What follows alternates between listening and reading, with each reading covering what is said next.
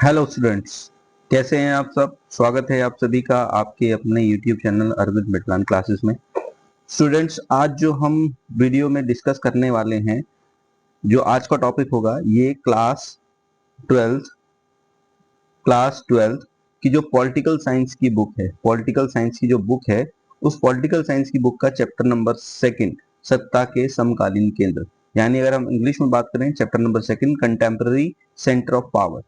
आज हम इस वीडियो में इस चैप्टर को डिस्कस करेंगे। ठीक है, इस चैप्टर में हम जो हमारा पहला चैप्टर था, दो ध्रुवीयता का अंत, उसके बाद वाले घटनाक्रम को जानेंगे कि इस चैप्टर में हम पढ़ेंगे कि जो यूरोपियन यूनियन था, यूरोपीय संघ था, ये कब बना, क्या इसके फीचर्स थे, इसके अलावा और कौन कौन से जैसे आसियान है, आसियान के क्या फीचर्स थे, आसियान का क्या उद्देश्य था, क्यों बनाया गया, साथ ही साथ यूरोपीय संघ के क्या उद्देश्य थे, और ये सारी चीजें हम इस चैप्टर में पढ़ेंगे। ठीक है, तो इसीलिए वीडियो बहुत इंपॉर्टेंट है और इंटरेस्टिंग भी है। वीडियो को पूरा देखिएगा, और वीडियो के अंत में मैंने टेक्स्ट बुक के कुछ क्वेश्चंस लिए हैं, साथ ही साथ उनके आंसर्स भी इस वीडियो में मैं डिस्कस करूंगा। ठीक है, इसलिए वीडियो आप बच्चों के लिए बहुत इंपॉर्टेंट है और इंटरेस्टिंग है, पूरा वीडियो को देखिएगा।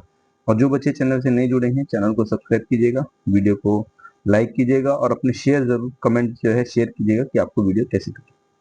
ठीक है, तो चलिए शुरू करते हैं अपनी वीडियो को, जिसमें चैप्टर नंबर 2 है सत्ता के समकालीन केंद्र, कंटेम्पररी सेंटर ऑफ पावर। तो अगर हम बात करते हैं इस चैप्टर के इंट्रोडक्शन की, तो देखिए सबसे पहले इंट्रोडक्शन में क्या बताया गया है कि 1990 के दशक के प्रारंभ में दो ध्रुवीय व्यवस्था के टूटने के बाद विश्व राजनीतिक स्तर में परिवर्तन आया। इससे स्पष्ट हुआ कि राजनीतिक और आर्थिक शक्ति के वैकल्पिक केंद्र अमेरिका के प्रभुत्व को कुछ हद तक सीमित कर सकते हैं।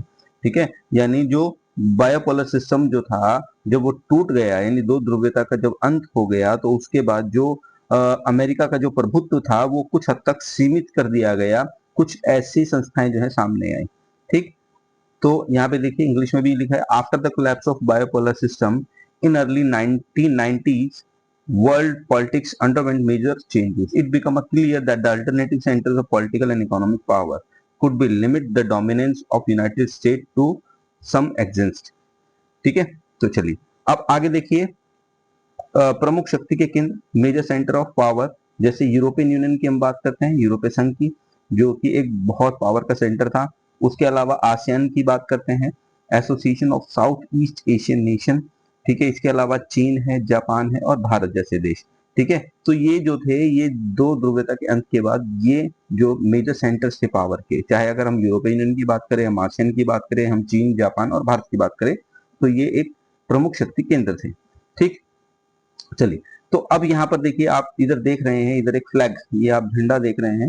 ठीक है, ये किसका झंडा है? ये यूरोपियन यूनियन का झंडा है, जिसे हम यूरोपीय संघ बोलते हैं।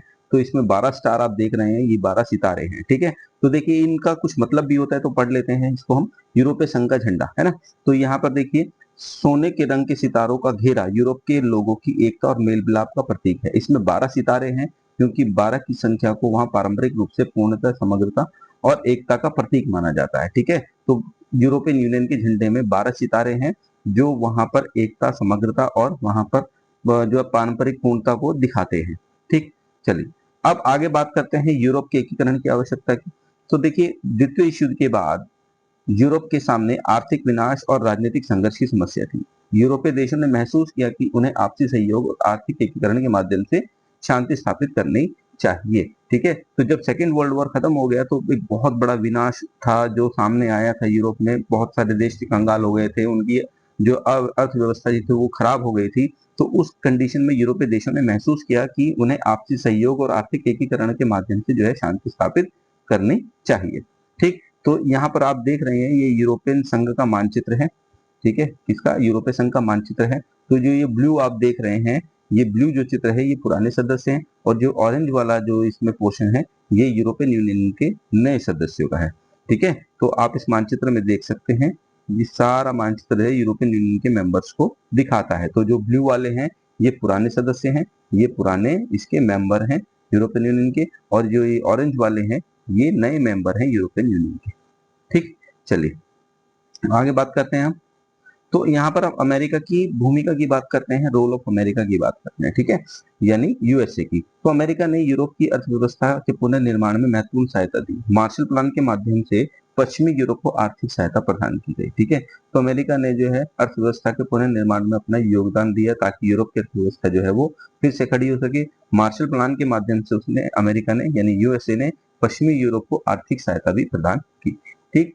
देखिए यहाँ लिखा भी हुआ है, the United State played an important role in rebuilding the European economy. The Marshall plan provide the economic assistance to the western European countries, ठीक। चलिए आगे देखते हैं, यहाँ पर अब आता है नाटो। नाटो नाटो की फुल फॉर्म क्या है? नॉर्थ अटलांटिक ट्रीटी ऑर्गेनाइजेशन, ठीक है। तो 1949 में बना था ये नाटो।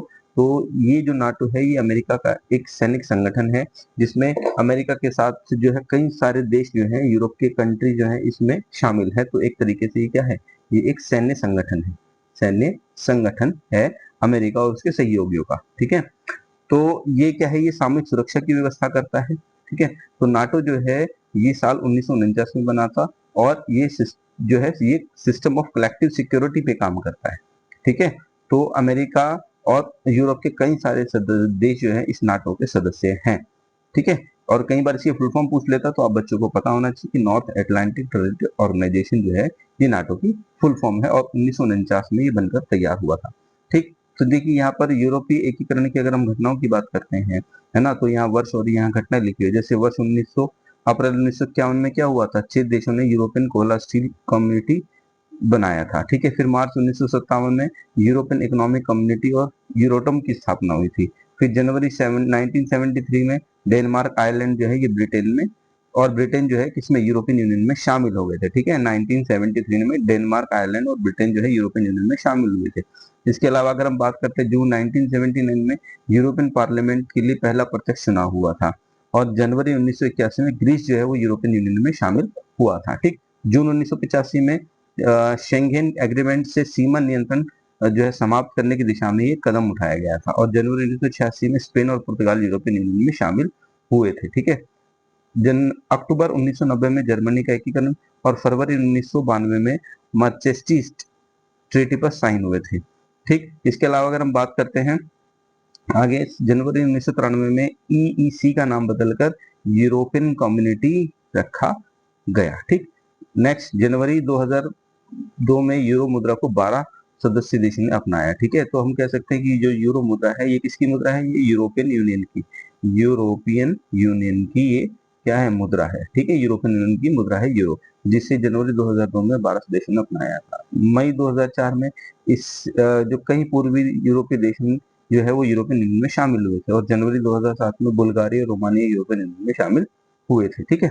आगे दिसंबर 2009 में लिस्बन ट्रीटी लागू हुई और 2012 में यूरोपियन यूनियन को नोबेल प्राइज पीस में जो है नोबेल प्राइज मिला। तो ये इंपॉर्टेंट है, ठीक है। तो पीस में अगर नोबेल प्राइज 2012 में मिला था तो किसको? यूरोपियन यूनियन को मिला था। और 2013 में क्रोएशिया जो है 28वां सदस्य बना था यूरोपियन यूनियन का। 2016 में ब्रिटेन में जनमत संग्रह द्वारा यूरोपियन यूनियन से बाहर निकलने का निर्णय जो है ब्रेक्जिट लिया गया, है ना। तो अब ब्रिटेन जो है यूरोपियन यूनियन का मेंबर नहीं है। 2016 में उसने यूरोपियन यूनियन की सदस्यता को ब्रिटेन ने त्याग दिया, ठीक है। चलिए अब अगर इसकी विशेषताओं की बात करते हैं, यूरोपियन यूनियन की विशेषताओं की, यानी क्या क्या फीचर्स हैं इसके, तो सबसे पहले इसका आता है आर्थिक शक्ति यानी इकोनॉमिक पावर। तो यूरोपियन यूनियन जो है विश्व की प्रमुख आर्थिक शक्तियों में एक है। इसकी अर्थव्यवस्था और व्यापारिक क्षमता बहुत मजबूत है, ठीक है। तो यहाँ इंग्लिश में भी लिखा है, the EU is one of the major economic power of the world with the strong economy and the large trading capacity. अब सेकंड पॉइंट जो है समान मुद्रा यानी कॉमन करेंसी है। यूरो को कई यूरोपियन देशों ने अपनाया है। तो जो जो इसके सदस्य यूरोपियन यूनियन के जो सदस्य है वो इसकी मुद्रा को भी अपनाते हैं, ठीक। चलिए आगे थर्ड में कहता है राजनीतिक प्रभाव, यानी यूरोपियन यूनियन अंतर्राष्ट्रीय मामलों में महत्वपूर्ण राजनीतिक भूमिका निभाता है। कूटनीतिक प्रभाव, diplomatic influence, European union America और चीन जैसे शक्तिशाली देशों के साथ व्यापार और कूटनीतिक प्रभाव में प्रभावशाली भूमिका निभाता है। इसके अलावा अगर मिलिट्री पावर यानी सैनिक शक्ति की बात करें तो यूरोपियन यूनियन के पास प्रमुख सैन्य शक्तियों का एक सामूहिक क्षमता है और फ्रांस के पास जो है वो परमाणु हथियार है। तो फ्रांस जो है वो यूरोपियन यूनियन का ही मेंबर है। नेक्स्ट, वैश्विक प्रभाव यानी ग्लोबल इन्फ्लुएंस, यूरोपियन यूनियन का प्रभाव केवल यूरोप तक सीमित नहीं है, एशिया और अफ्रीका के देशों पर भी इसका आर्थिक और राजनीतिक प्रभाव स्थित है, ठीक। तो ये तो थी इसकी विशेषताओं की, चाहे उसकी सैनिक क्षमता की बात करें, चाहे उसकी राजनीतिक बात करें, आर्थिक बात करें, ठीक है, उसकी कूटनीतिक प्रभाव की बात करें, तो सारी चीजें जो है यूरोपियन यूनियन की विशेषताओं को, उसके फीचर्स को बताती हैं। ठीक, अब हम बात करते हैं इसकी लिमिटेशन की, यानी यूरोपियन संघ की सीमाएं क्या है, लिमिटेशन ऑफ यूरोपियन यूनियन। तो देखिए ईयू की का को जो है एक साझा संविधान बनाने में सफलता नहीं मिली। यूरोपियन यूनियन जो है अपना एक संविधान बनाना चाहता था, परंतु उसको इससे बनाने में सफलता नहीं मिली। सदस्यों देशों की फॉरेन और डिफेंस पॉलिसी हमेशा से समान नहीं होती। इराक वार जैसे मामलों में सदस्य देशों के बीच मतभेद रहे।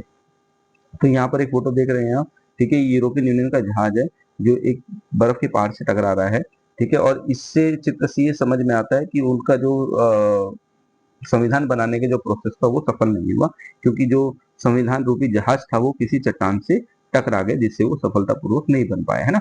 तो यहाँ पर बताया भी गया कि 2003 में यूरोपीय संघ ने एक साझा संविधान बनाने की कोशिश की। यह कोशिश नाकामयाब रही और इसी को लक्ष्य करके यह कार्टून बनाया है। कार्टूनिस्ट ने यूरोपीय संघ को टाइटैनिक जहाज के रूप में दिखाया है, ठीक है। क्यों दिखाया है? क्योंकि जो यूरोपियन यूनियन का जो संविधान था वो बन नहीं पाया पूर्ण रूप से। ठीक, चलिए आगे बात करते हैं। ब्रिटेन ने ब्रेक्जिट के माध्यम से यूरोपियन यूनियन को छोड़ने का निर्णय लिया। कुछ सदस्यों में मैसेच्यूसेट्स ट्रीटी और यूरो को लेकर भी पूरी तरीके से वो सहमत नहीं थे। ठीक, तो देखिए यहाँ पे याद रखने वाली बात क्या है, ईयू मतलब इकोनॉमिक, पॉलिटिकल, डिप्लोमेटिक और मिलिट्री पावर, ठीक है। तो ये तो था हमारा ईयू यानी यूरोपियन यूनियन के बारे में, ठीक है। तो इसकी विशेषताओं की बात कर ली हमने, इसकी सीमाओं की बात कर ली, ठीक है। और यूरोपियन यूनियन जो है ये आज भी जो है एक अंतर्राष्ट्रीय स्तर पर बहुत महत्वपूर्ण भूमिका निभाता है। ठीक, चलिए हम बात करते हैं दक्षिण पूर्व एशियाई राष्ट्रों का संगठन यानी आसियान की। तो आसियान की फुल फॉर्म पूछ ली जाती है, यानी आसियान मतलब association of south east Asian nation, है ना। तो ये आपको पता होना चाहिए, ठीक है। और आसियान जो है ये साल 1967 में स्टैब्लिश हुआ था, ये बना था, ठीक है। तो इसकी डेट भी पता होनी चाहिए आपको। तो देखिए इसकी स्टैब्लिशमेंट की बात करते हैं तो ये आसियान का झंडा है, ये आसियान समूह का क्या है, झंडा है। ठीक, तो यहाँ पे देखिए लिखा भी हुआ है आसियान का झंडा। तो आसियान के प्रतीक चिन्ह में धान की 10 बालियां हैं, दक्षिण पूर्वी एशियाई के देशों को इंगित करती है जो आपस में मित्रता और एकता के धागे से बंधे हुए हैं। वृत्त आसियान की एकता का प्रतीक है। तो ये जो आसियान का फ्लैग है कहीं ना कहीं ये देशों की एकता को बताता है, ठीक है। चलिए, तो यहाँ पर देखिए लिखा भी हुआ है आसियान यानी association of south east Asian nation वो establish on 8 August 1967 in Bangkok Thailand, है ना। तो ये आपको पता होना चाहिए कि आसियान की जो स्थापना है वो 8 अगस्त 1967 को बैंकॉक थाईलैंड में हुई थी। तो 1967 में 5 देशों ने बैंकॉक डिक्लेरेशन पर हस्ताक्षर करके आसियान की स्थापना की। तो इसके संस्थापक देशों में यानी फाउंडिंग मेंबर्स में कौन है, इंडोनेशिया है, मलेशिया है, फिलीपींस है, सिंगापुर है, थाईलैंड है। ये जितने भी देश हैं ये सभी ने जो है आसियान के सहमति पत्र पर, उसको बनाने के सहमति पत्र पर अपने हस्ताक्षर किए थे। ठीक, चलिए अब इसके उद्देश्यों की बात करते हैं। आसियान के ऑब्जेक्टिव क्या है, तो देखिए इसके उद्देश्यों की अगर हम बात करते हैं तो पहला उद्देश्य क्या, आर्थिक विकास को तेज करना है ना। सदस्य देशों के बीच व्यापार, निवेश और औद्योगिक सहयोग को बढ़ाकर आर्थिक विकास को गति देना, ठीक है।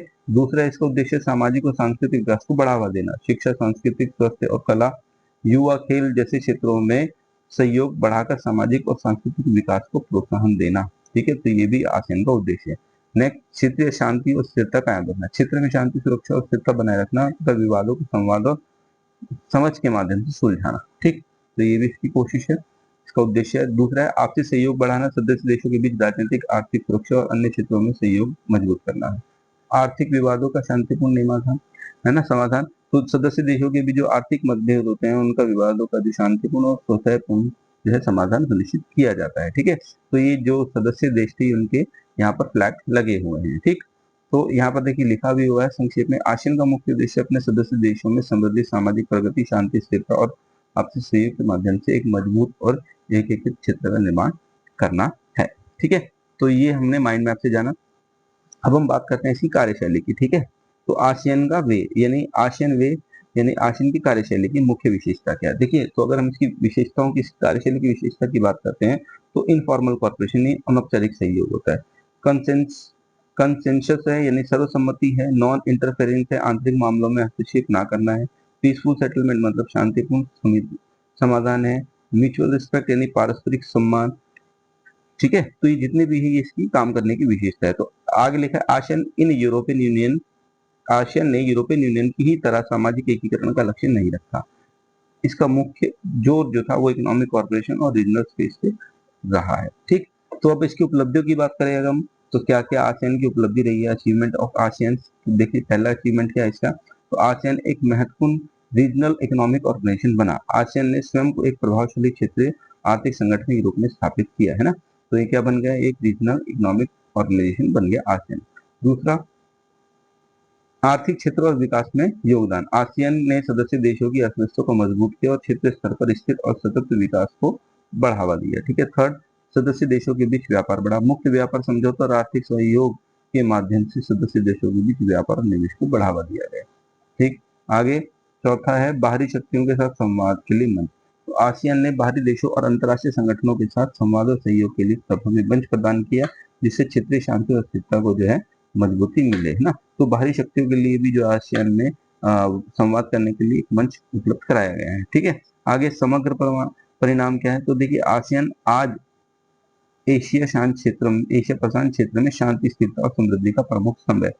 इसने एकता में विविधता की भावना को मजबूती दी और क्षेत्रीय एकीकरण को बढ़ावा दिया। आगे आसियान को की उपलब्धियां भविष्य में और अधिक सशक्त और समावेशी क्षेत्रीय संबंधों के लिए रखती है। ठीक है, तो ये आसियान की उपलब्धियां हैं, तो ये सभी देश है जिन्होंने मिलकर आसियान को बनाया है। ठीक है, चलिए अब यहाँ पे देखिए आगे बात करते हैं आसियान रीजनल फॉर्म यानी ARF की स्थापना 1994 में हुई।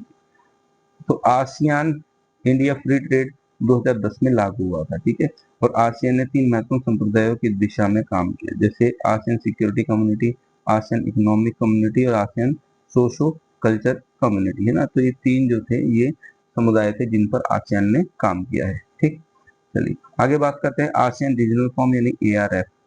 ठीक है, ARF means ASEAN regional form, है ना।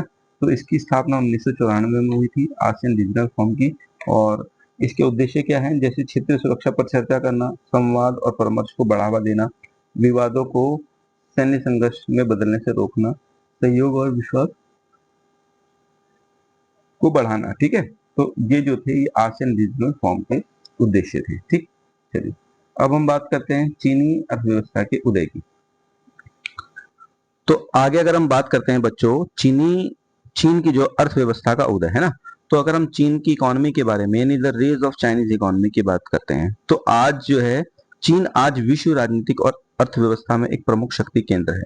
1949 मतलब चाइना जो है वो 1949 में एक तरीके से बता सकते हैं कि आजाद हुआ था, है ना। तो चाइना जो है अपने आप को बोलता है कि वो 1949 में आजाद हुआ था। तो माओ जेडोंग के नेतृत्व में चीन में साम्यवादी शासन स्थापित हुआ। ठीक है, चीन ने प्रारंभ में सोवियत मॉडल को अपनाया। ठीक है, सोवियत मॉडल को अपनाया, इसका मतलब चीन ने कहीं ना कहीं साम्यवादी शासन को अपनाया। और सोवियत मॉडल की विशेषताएं, जैसे अगर हम बात करते हैं कि चीन ने सोवियत मॉडल को अपनाया, जब चाइना आजाद हुआ तो माओ जेडोंग के नेतृत्व में चीन ने साम्यवादी शासन को अपनाया, और साम्यवादी शासन जो था वो कहीं ना कहीं सोवियत मॉडल पर ही आधारित था। तो सोवियत मॉडल की अगर हम बात करते हैं तो इसकी कुछ विशेषताएं होती हैं। ठीक है, जैसे कि राज्य जो है वो नियंत्रित अर्थव्यवस्था।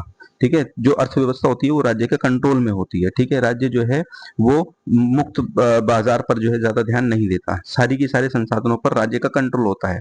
सरकारी उद्योग जो होते हैं वो कंट्रोल होते हैं गवर्नमेंट के अंडर में। ठीक है, सामूहिक खेती होती है, खेती का कोई निजीकरण नहीं होता, सामूहिक खेती की जाती है, और खेती पर भी जो है कई सारी रिस्ट्रिक्शन गवर्नमेंट जो है वो लगाती है। निजी क्षेत्र की जो भूमिका होती है वो काफी सीमित होती है। तो जो सोवियत मॉडल था यानी हम कह सकते हैं कि साम्यवादी जो पद्धति जो व्यवस्था होती है उसमें निजी क्षेत्र की जो भूमिका होती है बहुत सीमित होती है। निजी क्षेत्र को पूरी तरीके से सरकार जो है वो बाहर कर देती है ना। तो कह सकते हैं कि निजी क्षेत्र की भूमिका जो है वो केवल एक ना के बराबर होती है। सभी संसाधनों पर चाहे वो सरकारी हो या दूसरे संसाधन, उन पर सरकार की कंट्रोल यानी सरकार का जो है नियंत्रण होता है। और विदेशी व्यापार पर भी जो है गवर्नमेंट का नियंत्रण होता है। ठीक है, तो हम ये कह सकते हैं कि ये सोवियत संघ की विशेषताएं हैं, सोवियत मॉडल की विशेषताएं कि राज्य नियंत्रित अर्थव्यवस्था होती है, सरकारी उद्योग होते हैं, सामूहिक खेती होती है, निजी क्षेत्र की सीमित भूमिका होती है, और विदेशी व्यापार पर जो है नियंत्रण होता है। तो ये जितनी भी चीजें थी ये चीन के आजाद होने के बाद साल 1949 में जब चाइना आजाद होता है तो उसके आजादी के बाद ये सोवियत मॉडल जो है अपनाया जाता है चाइना में। ठीक, इसके बाद कुछ समस्या आती है चाइना के अंदर, है ना। तो चीन की आर्थिक समस्या है यानी इकोनॉमिक प्रॉब्लम ऑफ चाइना। तो जैसे अगर हम बात करते हैं फर्स्ट, तो क्योंकि चाइना ने सोवियत स्टाइल इकोनॉमिक मॉडल को अपनाया था, जिसकी वजह से चाइना में कुछ आर्थिक समस्या आई, जिसके कुछ कारण थे। जैसे क्या कारण थे कि पहला कारण जो था कि आर्थिक विकास जो है चाइना का काफी धीमा रहा। ठीक है। दूसरा, बेरोजगारी और गरीबी की समस्या बनी रही। कृषि उत्पादन भी पर्याप्त नहीं था और विदेशी व्यापार सीमित था। प्रति व्यक्ति आय बहुत कम थी और औद्योगिक उत्पादन में पर्याप्त वृद्धि नहीं हो रही थी। तो जितनी भी समस्या थी, ये सभी की सभी जो थी चाइना में आर्थिक समस्या देखी गई, क्योंकि चाइना में ये सोवियत स्टाइल का इकोनॉमिक मॉडल अपनाया जा रहा था। इसीलिए कहीं ना कहीं कह सकते हैं कि चाइना का जो आर्थिक विकास था वो बहुत धीमा रहा। ठीक है।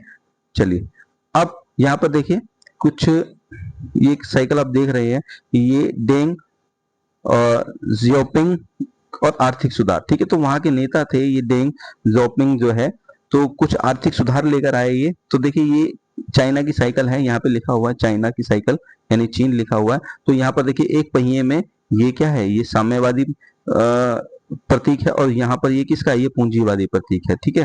तो हम कह सकते हैं कि जो जो ये नेता थे डेंग जियोपिंग, जो ये आर्थिक सुधार लेकर आए, इन्होंने कहीं ना कहीं साम्यवादी व्यवस्था से कहाँ की तरफ मूव किया, उन्होंने पूंजीवादी व्यवस्था की तरफ मूव किया।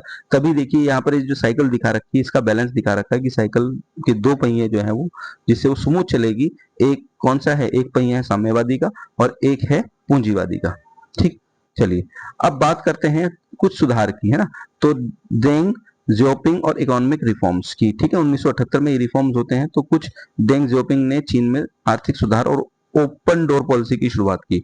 तो जो ये यहाँ के लीडर थे डेंग, इन्होंने क्या किया, इन्होंने चीन में आर्थिक सुधार और ओपन डोर पॉलिसी की स्थापना की, मतलब मुक्त व्यापार की, यानी कि खुले दरवाजे की नीति को अपनाया कि जहां से व्यापार जो है दूसरे देशों में हो सके। ठीक है।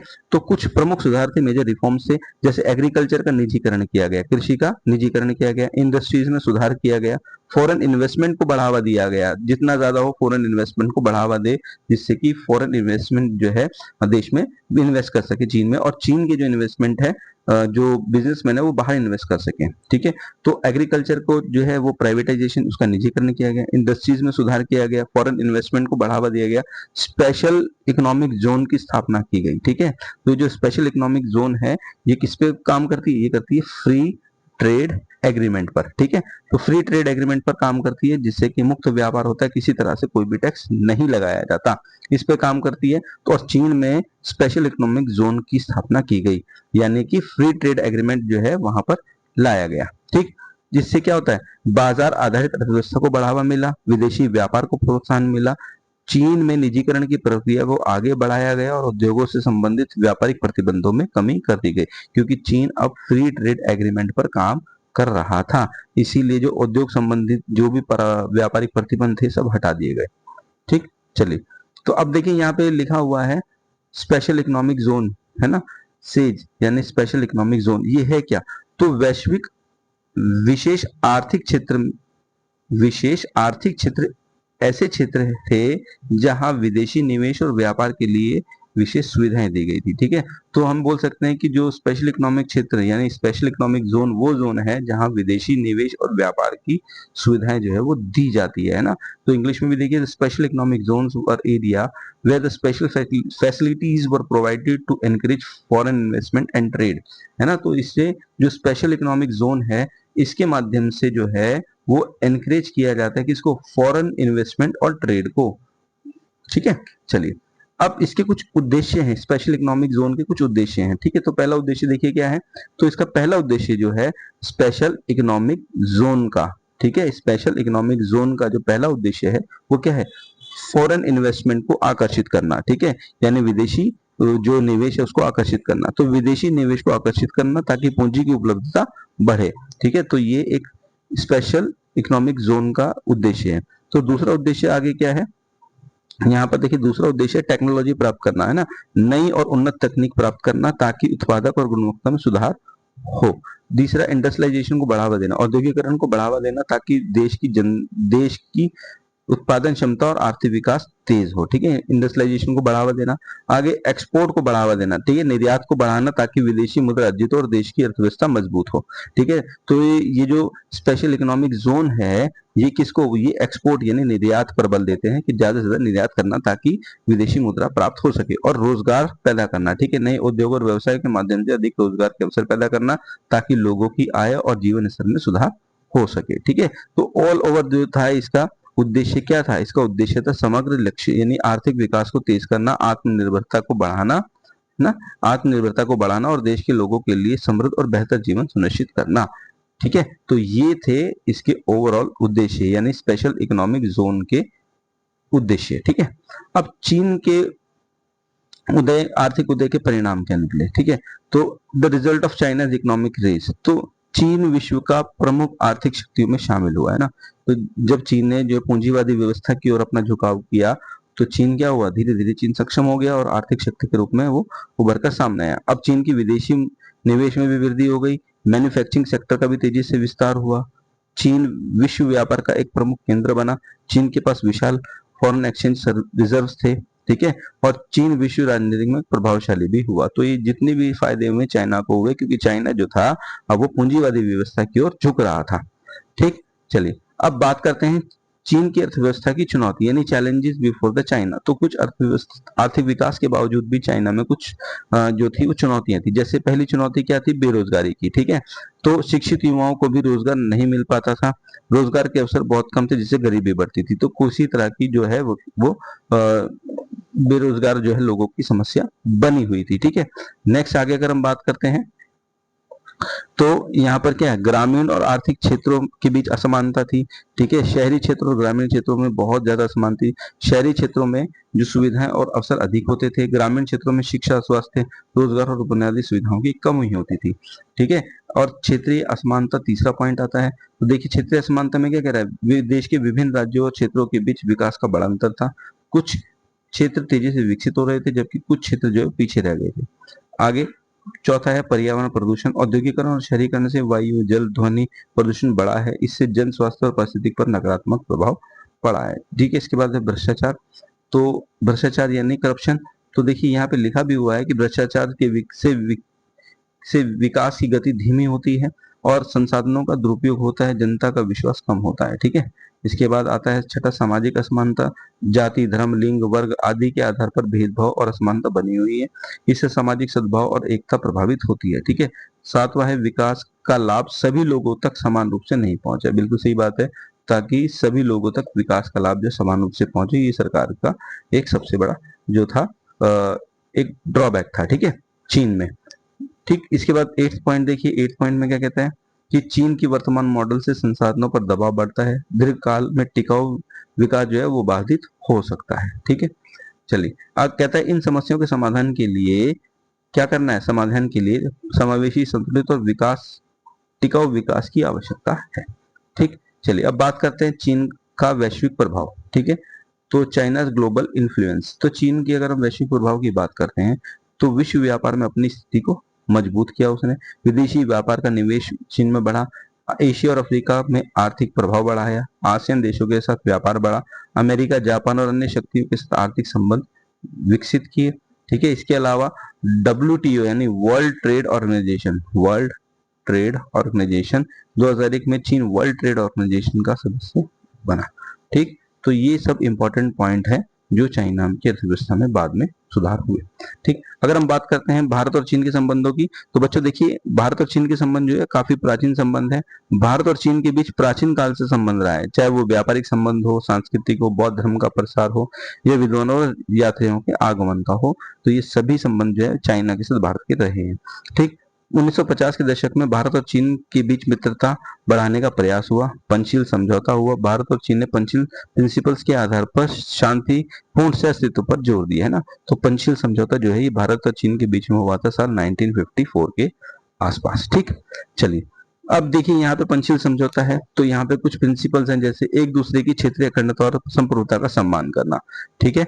दूसरा यहाँ पर है एक दूसरे पर आक्रमण ना करना, ठीक। तीसरा यहाँ पे देखिए, तीसरा दिया हुआ है एक दूसरे के आंतरिक हस्तक्षेप मामलों में हस्तक्षेप ना करना, ठीक है। इसके बाद चौथा समानता और पारस्परिक लाभ, ठीक है, और इसके बाद शांतिपूर्ण से अस्तित्व, ठीक। तो ये जितनी भी चीजें हैं, तो पांचवा पॉइंट जो है ये शांतिपूर्ण से अस्तित्व यानी पीसफुल कोएग्जिस्टेंस को बनाना है, ठीक है। तो ये पंचशील समझौता जो है बच्चों, ये पता होना चाहिए आपको, पंचशील समझौता जो है चीन और भारत के बीच में हुआ था, ठीक है। तो पंचशील ये 5 सिद्धांत थे भारत और चाइना के बीच में, और ये भी पता होना चाहिए कि पंचशील समझौता साल 1954 में भारत और चीन के साथ हुआ था, ठीक है। इंपॉर्टेंट है, ये पूछ लिया जाता है। देखिए यहाँ पे लिखा भी हुआ है, अगर इस समझौते के सार को जाने हम, तो यहाँ देखिए लिखा हुआ है क्या, ये इधर देखते हैं इसको,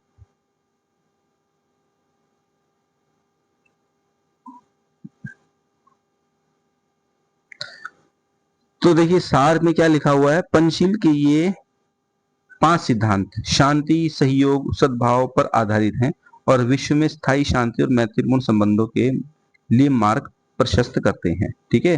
तो यहाँ लिखा हुआ है पंचशील शांति, सहयोग और सहअस्तित्व का मार्ग, ठीक। चलिए अब बात करते हैं आगे भारत चीन संघर्ष की। देखिए 1954 में पंचशील समझौता होता है, लेकिन कुछ ऐसी कंडीशंस होती है जिसमें भारत और चीन का जो है कन्फ्लिक्ट होता है यानी संघर्ष होता है।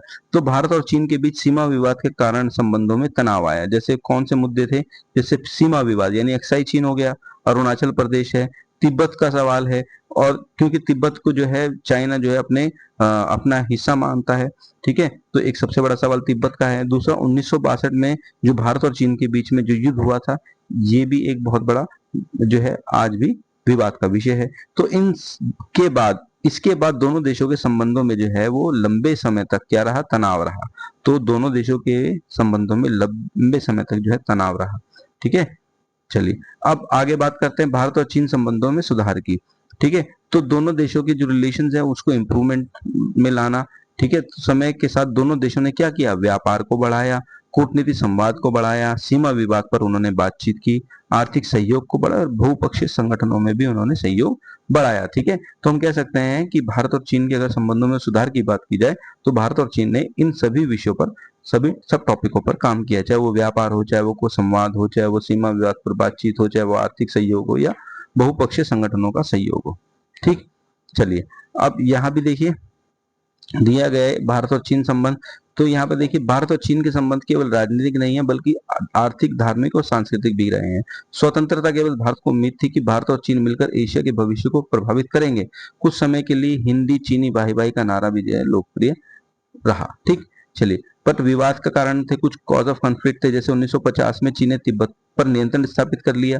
भारत और चीन के बीच में सीमा विवाद जो है बड़ा। 1962 में भारत चीन में युद्ध होता है, तो मुख्य विवाद अरुणाचल प्रदेश और अक्साई चीन क्षेत्र को लेकर था, ठीक। 1962 के बाद भारत को सैन्य पराजय का सामना 1962 के युद्ध में जो है भारत को सैन्य पराजय का सामना करना पड़ा, ठीक है। और इसके बाद दोनों देशों के राजनीतिक संबंध जो है 1976 में कमजोर रहे। 1970 के दशक के बाद चीन की नीति अधिक व्यावहारिक यानी प्रैग्मैटिक हुई। 1981 की सीमा विवाद सुलझाने के लिए वार्ताएं शुरू हुई और दिसंबर 1988 में राजीव गांधी की चीन यात्रा ने संबंधों में सुधार को गति दी, ठीक है। तो ये थे तो भारत चीन के वर्तमान में संबंध है ना, तो कैसे कैसे सुधार हुए। अब हम बात करते हैं वर्तमान में संबंध नहीं, कंटेम्प्रेरी रिलेशंस की, ठीक है। तो पहला है स्ट्रेटेजिक डायमेंशन और दूसरा इकोनॉमिक डायमेंशन यानी रणनीतिक आयाम और आर्थिक आयाम। तो दोनों देश जो है उभरती हुई जो है शक्तियां हैं और दोनों एशिया और विश्व राजनीति में महत्वपूर्ण भूमिका निभाना चाहते हैं। दोनों देशों के बीच व्यापार बहुत तेजी से वृद्धि हुई है। विज्ञान, तकनीकी, संस्कृति और विकास में जो है सहयोग बढ़ा है दोनों देशों का। तनाव के क्षेत्र रहे हैं, सीमा विवाद रहा है, ठीक है। जैसे चीन और पाकिस्तान के संबंधों को लेकर भारत हमेशा जो है तनाव में रहता है, ठीक है, क्योंकि चीन और भारत जो है ये आपस में कई बार जो है वो मिलिट्री एक्सरसाइज या दूसरी सब तरीके के एग्रीमेंट करते हैं, जो कि भारत के दृष्टिकोण से जो है रक्षा के दृष्टिकोण से भारत के लिए काफी जो है बाधा खड़ी कर सकता है। व्यापारिक असंतुलन की अगर हम बात करते हैं, ठीक है, ये भी एक बहुत बड़ा मुद्दा है। आतंकवाद से संबंधित मुद्दा, इशू रिलेटेड टू टेररिज्म और वैश्विक तथा राजनीतिक प्रतिस्पर्धाएं जो हैं, ये भी एक बहुत महत्वपूर्ण चीजें हैं जो भारत और चीन के संबंधों को निर्धारित करती है, ठीक। चलिए अब हम बात करते हैं जापान की, है ना। तो जापान के पास जो है देखिए प्राकृतिक संसाधन कम है, वह कच्चे माल को आयात करता है। तो जापान जो है बच्चों ये एशिया का एक छोटा सा देश है, ठीक है, ये द्वीपों पे बना हुआ देश है जापान, ठीक है। तो जापान जो है द्वितीय विश्व युद्ध के बाद जापान में बहुत तेजी से आर्थिक विकास हुआ है ना। Japan achieve rapid economic development after the second world war. ठीक, चलिए अब यहाँ पे देखिए लिखा भी हुआ है 1964 में EOECD यानी organisation of economic corporation and development का सदस्य बना, ठीक है। जापान जो था वो OECD का यानी organisation of economic corporation development का सदस्य बना। 2017 में जापान विश्व की तीसरी सबसे बड़ी अर्थव्यवस्था बना। जापान G7 का एकमात्र एशियाई सदस्य है। जापान की जनसंख्या विश्व में लगभग 10वें स्थान पर, और जापान की शांति नीति जो है वो उसको फॉलो करता है जापान। और जापान के संविधान के अनुच्छेद 9 युद्ध की राष्ट्र नीति के साधन के रूप में त्यागता है। जापान संयुक्त राष्ट्र के बजट में भी महत्वपूर्ण योगदान देता है, ठीक है। तो जनसंख्या के मामले में जापान 10वें स्थान पर है, और जापान जो है G7 जो ग्रुप ऑफ 7 कंट्रीज है उसमें केवल अकेला ही एशियाई देश है, ठीक। आगे बात करते हैं 1951 से अमेरिका के साथ सुरक्षा संबंध है। जापान का सैन्य खर्चा उसके कुल सकल घरेलू उत्पाद का लगभग 1% रहा है। तो अमेरिका के जो है काफी सैनिक बेस कैंप जो है जापान में है, ठीक। चलिए अब देखिए यहाँ पे निष्कर्ष क्या निकलता है। जापान अपनी आर्थिक शक्ति, तकनीकी क्षमता, राजनीतिक प्रभाव, अंतर्राष्ट्रीय संस्थाओं में भूमिका के कारण एक महत्वपूर्ण वैकल्पिक शक्ति का केंद्र है, ठीक। अगर हम बात करते हैं साउथ कोरिया यानी दक्षिण कोरिया की, तो देखिए द्वितीय विश्व युद्ध के बाद उत्तर कोरिया का विभाजन हो गया। उत्तर कोरिया, ठीक है, कोरिया का विभाजन हो गया तो उत्तर कोरिया दक्षिण कोरिया 1950-53 में कोरिया में युद्ध होता है। सितंबर 1991 को दोनों कोरियाई देश संयुक्त राष्ट्र के सदस्य बनते हैं। और इसके अलावा अगर हम बात करते हैं तो आर्थिक विकास दक्षिण कोरिया ने 1960 और 80 के बीच बहुत तेजी से आर्थिक विकास किया, जिसे हैन रिवर मिराकल यानी हैन नदी का चमत्कार बोला गया है, ठीक है। तो 1960 और 1980 के आसपास जो है बहुत तेजी से विकास किया है साउथ कोरिया ने, ठीक। चलिए अब देखिए यहाँ पे लिखा भी हुआ है साल 1996 में OECD यानी organisation of economic corporation development का सदस्य बनता है। 2017 में लगभग 11वीं सबसे बड़ी अर्थव्यवस्था बनता है। और यहाँ पर देखिए जो प्रमुख कंपनी सैमसंग है, LG है, हुंडई है, दक्षिण कोरिया की जो है ये क्या है, ब्रांड है। तो कुछ विकास के प्रमुख कारण भी रहे हैं जिससे कि दक्षिण कोरिया का जो है विकास हुआ है। तो अगर हम विकास के प्रमुख कारणों की बात करते हैं जो दक्षिण कोरिया में सबसे प्रमुख रहे हैं, तो पहला कारण है सक्सेसफुल लैंड रिफॉर्म, है ना, सफल भूमि सुधार। उसके बाद ग्रामीण विकास, रूरल डेवलपमेंट, मानव संसाधन का विकास यानी ह्यूमन रिसोर्सेज डेवलपमेंट, तेज आर्थिक वृद्धि यानी रैपिड इकोनॉमिक ग्रोथ। इसके बाद निर्यात उन्मुख अर्थव्यवस्था यानी एक्सपोर्ट ओरिएंटेड इकोनॉमी, मजबूत बुनियादी ढांचा यानी स्ट्रॉन्ग इंफ्रास्ट्रक्चर, और प्रभावी, आगे नेक्स्ट है प्रभावी संस्थाएं एवं शासन, इफेक्टिव इंस्टीट्यूशंस एंड गवर्नेंस, ठीक है। तो ये इसके दक्षिण कोरिया के विकास के कारण रहे हैं, ठीक। चलिए अब बात करते हैं क्षेत्रीय संगठन की। क्षेत्रीय संगठन रीजनल ऑर्गेनाइजेशन, क्षेत्रीय संगठन क्यों बनाए जाते हैं, ठीक है, why are the regional organisation formed. तो देखिए सबसे प्रमुख कारण जो है क्षेत्रीय संगठन को बनाने का वो है पीस एंड सिक्योरिटी, ठीक है। तो फॉर पीस एंड सिक्योरिटी यानी शांति और सुरक्षा के लिए बनाए जाते हैं। दूसरा है इकोनॉमिक कॉर्पोरेशन यानी आर्थिक सहयोग के लिए बनाए जाते हैं। टू इंक्रीज ट्रेड यानी व्यापार को बढ़ाने के लिए बनाए जाते हैं। पॉलिटिकल कॉर्पोरेशन के लिए, राजनीतिक सहयोग के लिए बनाए जाते हैं। Two for peaceful settlement of disputes यानी विवादों को शांतिपूर्ण ढंग से सुलझाने के लिए बनाए जाते हैं। और क्षेत्रीय विकास के लिए यानी फॉर रीजनल डेवलपमेंट के लिए बनाए जाते हैं। तो कुछ रीजनल संगठन जो है क्षेत्रीय संगठन होते हैं, जैसे हमने आसियान के बारे में पढ़ा, हमने सार्क के बारे में पढ़ा, तो इसलिए बनाए जाते हैं ताकि देश में सुरक्षा रहे, आर्थिक सहयोग रहे, व्यापार बढ़े, और जो है अगर कोई विवाद हो तो उसे शांतिपूर्ण तरीके से सुलझा लिया जाए, ठीक। चलिए अब आगे बात करते हैं हम। ये देखिए यहाँ पर है आसियान, इसकी फुल फॉर्म बता दिए, ठीक है। ASEAN full form association of south east Asian nation, ठीक है, यानी आसियान दक्षिण पूर्वी एशियाई राष्ट्रों का संगठन। आसियान वे यानी आसियान वे का अर्थ सदस्य देशों के बीच अनौपचारिक सहकारी और परामर्श आधारित कार्य प्रणाली, ठीक। इसके बाद आता है आसियान रीजनल फॉर्म, यानी इसकी स्थापना 1994 में होती है। मुख्य कार्य सिक्योरिटी और फॉरेन पॉलिसी कोऑर्डिनेशन होता है। सुरक्षा और विदेश नीति के मामलों में समन्वय है। आसियान विजन 2020, तो आसियान विजन 2020 का मुख्य उद्देश्य क्या है, तो देखिए जैसे मुख्य विदेशी अगर हम बात करते हैं तो अंतर्राष्ट्रीय समुदाय में बाह्य उन्मुख भूमिका, क्षेत्रीय संघर्षों के लिए वार्ता और बातचीत को बढ़ावा देना, पूर्व एशिया में सहयोग को बढ़ाना और आर्थिक सहयोग और क्षेत्रीय एकीकरण को करना, ठीक है। तो ये है इसके उद्देश्य, ठीक। तो यहाँ पर देखिए अब आसियान कम्युनिटी के 3 स्तंभ है, ठीक है, 3 पिलर हैं, स्तंभ है, जैसे आसियान सिक्योरिटी कम्युनिटी, आसियान सुरक्षा समुदाय। दूसरा आसियान इकोनॉमिक कम्युनिटी यानी आसियान आर्थिक समुदाय। तीसरा ASEAN socio culture economic community यानी आसियान सामाजिक आर्थिक समुदाय। आसियान का उद्देश्य आर्थिक विकास, सामाजिक प्रगति, सांस्कृतिक विकास और क्षेत्रीय शांति को बढ़ावा देना है। ठीक, चलिए, तो यहाँ पर हमारे ये चैप्टर कंप्लीट होता है बच्चों। अब हम बात करते हैं इस चैप्टर के टेक्स्ट बुक के क्वेश्चन आंसर, है ना। चलिए बात करते हैं। तो देखिए दूसरा प्रश्न है, आसियान वे क्या है? आसियान वे सदस्यों के बीच अनौपचारिक, सहयोगपूर्ण और परामर्श आधारित कार्यशैली को कहा जाता है। ठीक है, तो ये है आसियान वे। ठीक है, इसके बाद आगे बात करते हैं, इनमें से किसने खुले द्वार की नीति अपनाई? तो यहाँ पे हम सीधे आंसर पे बात करते हैं, तो इसका सही जवाब है जापान। ठीक है, चलिए अब अगला कहता है खालिस्तान भरने हैं। तो देखिए सीधे इसके आंसर को देखते हैं। 1962 में भारत और चीन के बीच अरुणाचल प्रदेश और अक्साई चीन को लेकर जो है सीमा विवाद था, यानी अरुणाचल प्रदेश और अक्साई चीन इसका आंसर है। ठीक, नेक्स्ट आगे कहते हैं ARF की स्थापना कब होती है? तो 1994 में होती है। चीन ने 1972 में अमेरिका के साथ द्विपक्षीय समझौता शुरू किया। ठीक, इसके बाद मार्शल योजना के प्रभाव में 1948 में यूरोपीय आर्थिक सहयोग संगठन की स्थापना होती है और आसियान रीजनल फॉर्म का आसियान का संगठन जो सुरक्षा से संबंधित मामलों को देखता है। ठीक, चलिए अब बात करते हैं क्षेत्रीय संगठनों को बनाने का क्या उद्देश्य है। तो देखिए ताकि शांति सुरक्षा रहे, विकास को बढ़ावा मिले, व्यापार और निवेश को बढ़ावा मिले, आर्थिक सहयोग मिले, विवादों और शांतिपूर्ण ढंग से सुलझाया जाए, सदस्य देशों के बीच सहयोग और विश्वास बने। ठीक है, तो ये है क्षेत्रीय संगठन के बनाने के उद्देश्य। ठीक, चलिए अब बात करते हैं भौगोलिक निकटता का क्षेत्रीय संगठन के गठन पर क्या प्रभाव है। तो देखिए भौगोलिक रूप से निकट देशों के हित और समस्या समान अक्सर जो है समान होती है। इनके बीच व्यापार, सुरक्षा, संस्कृति और ऐतिहासिक संबंध भी अधिक होते हैं, इसलिए वे क्षेत्रीय संगठन बनकर जो है सहयोग बढ़ाते हैं। ठीक, आगे है आसियान विजन 2020 की मुख्य बातें। तो देखिए अगर हम इसके आसियान विजन 2020 की बातें करते हैं, मुख्य बातें, तो देखिए जैसे पहला है क्षेत्रीय विवादों को वार्ता द्वारा हल करना, क्षेत्र में शांति और स्थिरता बनाए रखना, आर्थिक सहयोग को बढ़ावा देना, पूर्व एशिया में सहयोग को बढ़ाना और आसियान को अधिक प्रभावशाली क्षेत्र संगठन बनाना। ठीक, चलिए आगे बात करते हैं आसियान कम्युनिटी के प्रमुख स्तंभ और उद्देश्य।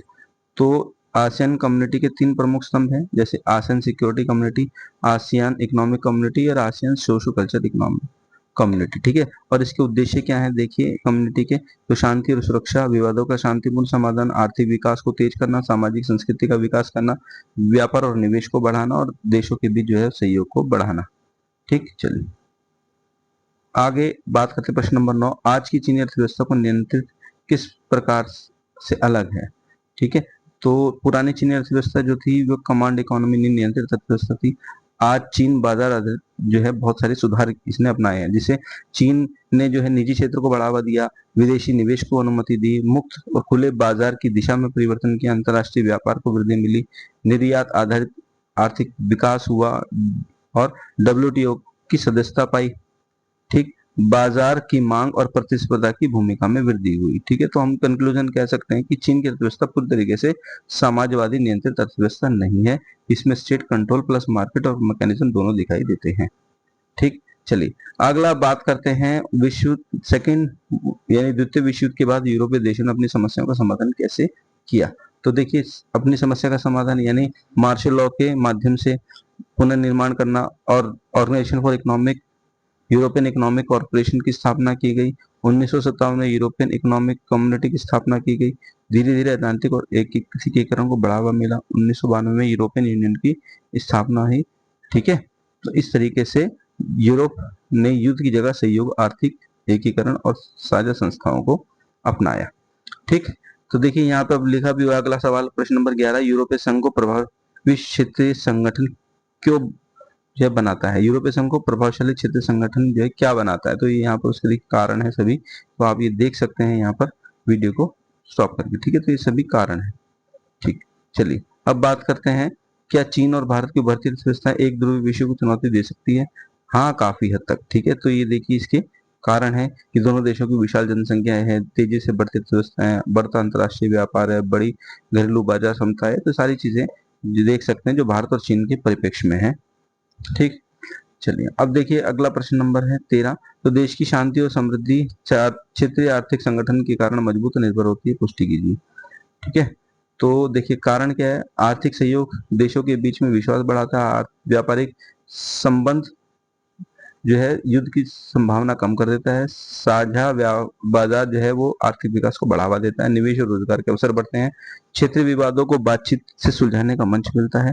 सदस्य देशों की सामूहिक शक्ति बढ़ती है और वैश्विक राजनीतिक क्षेत्र में बार्गेनिंग पावर बढ़ती है। ठीक है, तो एग्जाम्पल अगर हम बात करते हैं तो EU and European union, ASEAN मतलब एसोसिएशन साउथ एशियन नेशन, और सार्क मतलब जो है south Asian associational regional corporation. ठीक है, तो ये कुछ क्षेत्रीय उदाहरण हैं। आगे बात करते हैं प्रश्न नंबर 14 में, भारत और चीन के बीच विवादों के मुद्दों को पहचाने करें और उन्हें कैसे सुलझाया जा सकता है। तो देखिए यहाँ पर ये पूरा इसका आंसर है, कौन कौन से विवाद है, चाहे चीन अरुणाचल प्रदेश विवाद है, ठीक है, पाकिस्तान संबंध है, व्यापारिक असंतुलन है, क्षेत्र और रणनीतिक प्रतिस्पर्धा है। ठीक है, तो ये सभी जो है कुछ मुद्दे रहे हैं भारत और चीन के विवाद के। ठीक है, तो ये सब आप पढ़ लीजिएगा। ठीक है बच्चों, तो इसी के साथ ये वीडियो हमारी खत्म होती है। उम्मीद करता हूँ आपको समझ में आया होगा। चैप्टर बहुत अच्छे से एक्सप्लेन करके मेरे द्वारा समझाने का एक प्रयास किया गया है, तो मैं उम्मीद करता हूँ आपको समझ में आया होगा। अगर फिर भी अगर कहीं कोई चीज समझ में नहीं आती तो वीडियो को बार बार देखिएगा। ठीक है, आपको क्लियर हो जाएगा। और अगर फिर भी कुछ चीज रह जाती है तो आप मुझे कमेंट में पूछ सकते हैं, ये आपको ये चीज समझ में नहीं आई है। ठीक है, और बेटा जो बच्चे चैनल से नहीं जुड़े हैं चैनल को सब्सक्राइब जरूर कीजिएगा, वीडियो अच्छी लगे तो उसको लाइक कीजिएगा और दूसरे साथी को भी शेयर कीजिएगा। ठीक है, तो मिलेंगे फिर हम अपनी नेक्स्ट क्लास में, तब तक के लिए अपना ध्यान रखिए। Thank you very much.